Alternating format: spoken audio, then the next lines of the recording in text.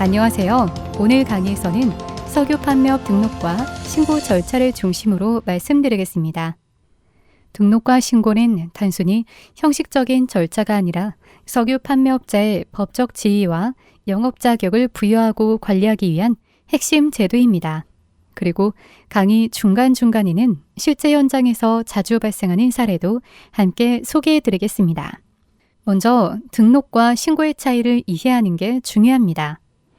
사전적인 의미부터 간단히 보면 등록은 일정한 자격 요건을 충족했을 때 이를 공식적으로 인정받기 위해 문서를 제출하는 것이고, 신고는 법령에 따라 행정관청에 일정한 사실을 알리고 보고하는 행위입니다.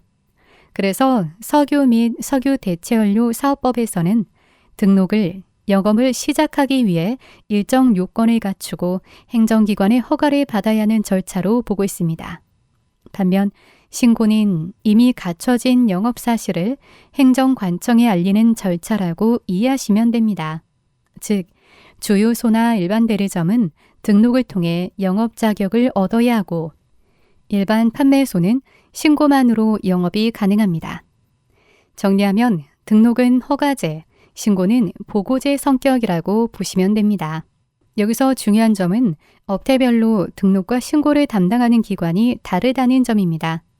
석유 사업자의 업태에 따라 한국석유관리원과 행정관청이 업무를 나눠 맡고 있는데요. 예를 들어 한국석유관리원은 일반 대리점, 용재 대리점, 석유 수출입업, 국제석유거래업 등 8개 업태를 담당합니다.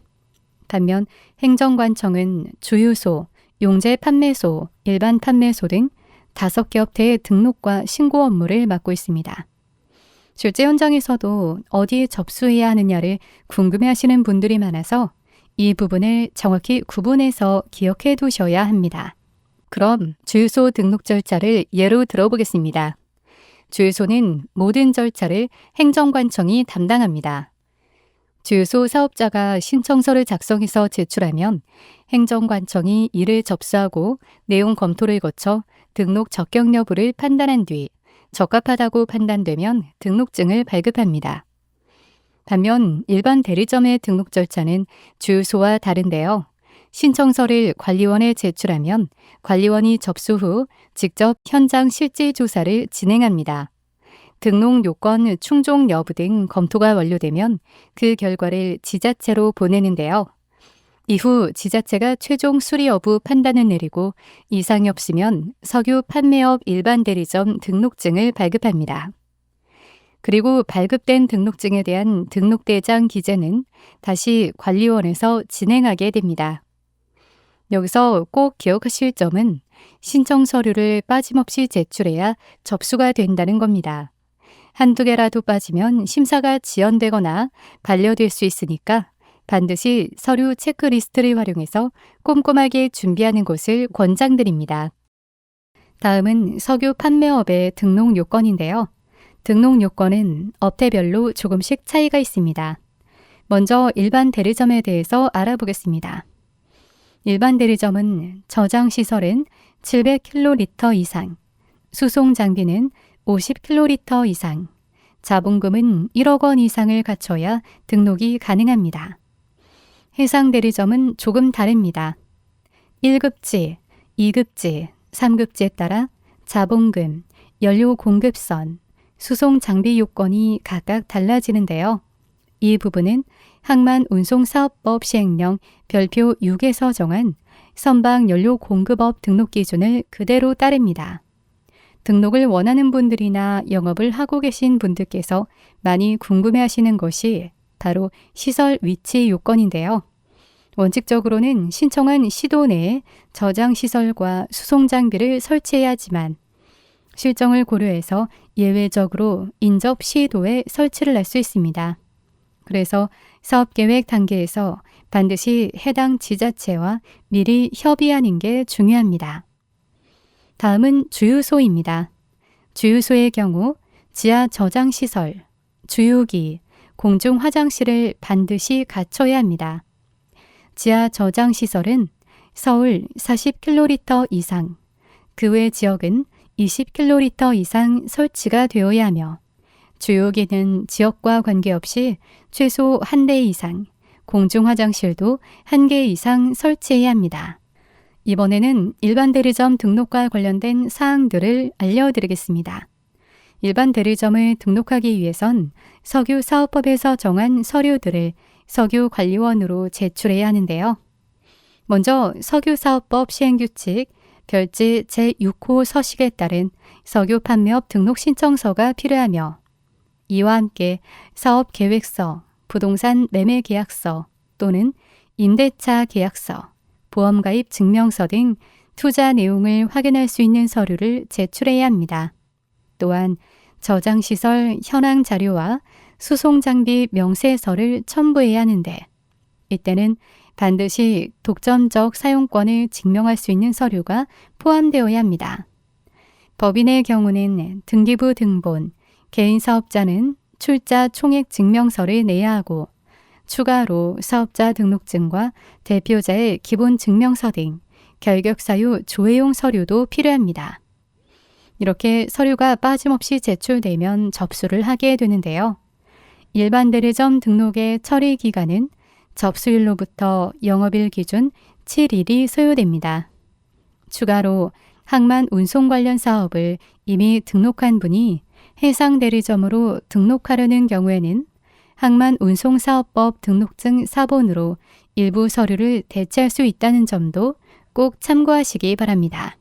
그럼 주유소 등록과 일반 판매소 신고는 어떻게 하는지 알아볼게요. 주유소 등록을 위해서는 석유사업법 시행규칙 별지 제7호 서식에 따른 신청서, 지하 저장시설의 현황 자료 등 그리고 주유기 명세서와 공중화장실 명세서 등이 필요합니다. 반면 일반 판매소는 신고 대상 석유 판매업인데요. 일반 판매소는 석유사업법 시행규칙 별지 제11호 서식에 따른 신고서와 위험물 안전관리법 관련 서류들과 저장소 또는 취급소가 독점적인 사용권을 증명하는 서류를 구비하셔야 합니다. 석유 판매업을 운영하다 보면 등록사항이 바뀌는 경우가 종종 있습니다. 대표자가 바뀌거나 상호, 시설 소재지가 변경되는 경우에는 변경된 날로부터 30일 이내에 반드시 변경 등록 신청 및 접수를 해야 합니다. 변경 등록을 신청할 경우에는 반드시 변경 등록 신청서와 변경을 증명할 수 있는 서류를 준비하셔야 되는데요.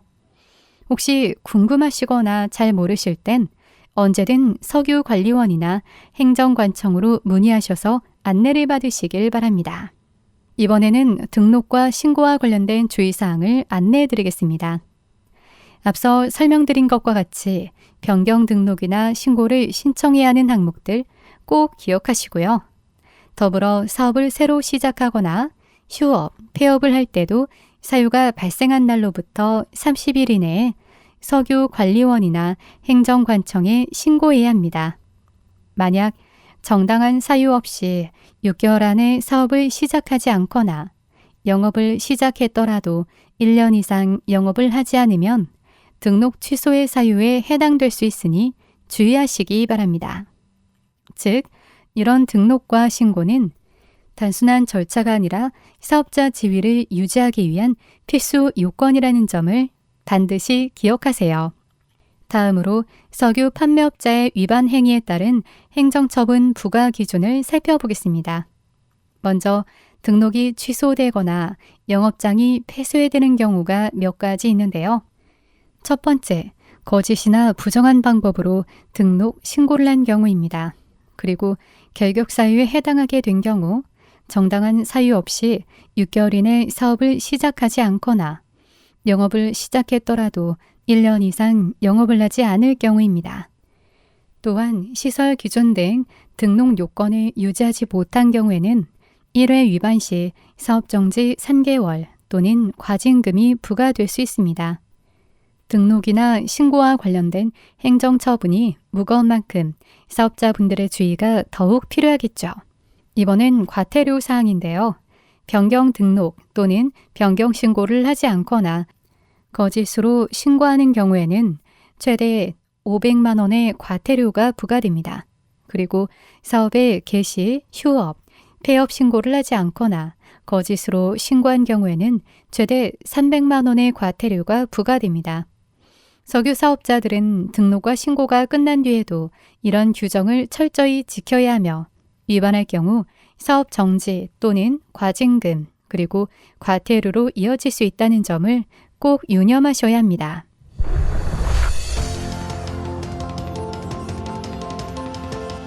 자, 그럼 지금부터 다양한 사례들로 등록과 신고에 대해 알아보겠습니다.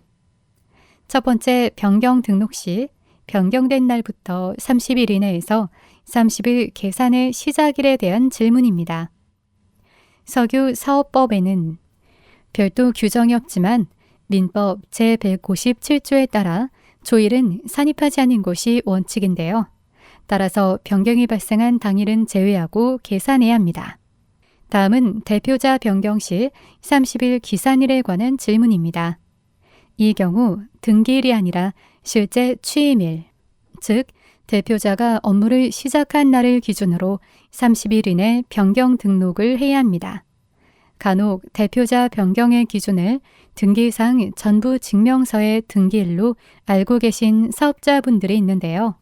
앞으로 꼭 취임일이 기준인 것 기억하세요. 이번에는 휴업과 관련된 사례인데요. 휴업 시 등록 요건 유지 여부입니다. 석유사업법 제13조에 따라 석유 판매업자가 시설 기준 등 등록 요건에 맞지 않게 된 경우 6개월 이내 기간을 정해 사업을 정지하도록 명하고 있는데요. 석유 판매업의 지위는 등록 요건을 유지하는 것을 전제하고 있으니 휴업 중이라 하더라도 등록 요건은 계속 유지해야 합니다. 다음은 석유 판매업을 1년간 휴업하고 재휴업이 가능한지 여부입니다. 석유사업법 제13조에는 석유 판매업자가 정당한 사유 없이 1년 이상 영업하지 않으면 등록을 취소하도록 정하고 있는데요. 특별한 사유가 없는 한 휴업 기간은 1년으로 제한하는 것이 타당하므로 휴업 이후 재휴업, 즉 연속해서 휴업을 하는 것은 허용되지 않습니다. 그리고 휴업 후 재개 시 신고의 필요 여부를 질문하는 사례인데요. 석유사업법 제12조에서 개시, 휴 폐업을 한 경우 등록 또는 신고한 행정관청에 신고하도록 의무화하는 규정이 있는데요. 행정관청이 휴업을 종료하고 영업을 시작한 사실을 알지 못하면 불필요한 민원이나 분쟁이 발생할 수 있어 이를 예방하기 위해 반드시 신고해야 하며 휴업 후 다시 영업을 시작할 때도 개시 신고를 해야 합니다. 끝으로 폐업 신고 시 폐업일과 신고일이 다를 때 지위 상실의 일자와 관련된 사례인데요. 석유 판매업의 등록 신고는 새로운 권리, 의무를 발생시키는 법률 행위인 형성적 행정행위로 행정관청이 신고를 수리해야만 효력이 발생합니다. 따라서 폐업일이 아니라 행정관청이 신고를 수리한 시점부터 석유 판매업자의 지위가 상실된다고 볼 수 있습니다. 지금까지 석유 판매업 등록과 신고 절차, 요건, 그리고 위반 시 제재 및 현장 사례까지 살펴봤습니다. 오늘 교육을 통해 등록과 신고의 차이, 제출 서류, 신청 기한을 정확히 이해하시고 실제 업무에 꼭 적용하시길 바랍니다. 혹시 더 궁금하거나 애매한 점이 있으면 언제든 한국석유관리원 사업관리팀으로 문의해 주시기 바랍니다. 경청해 주셔서 감사합니다.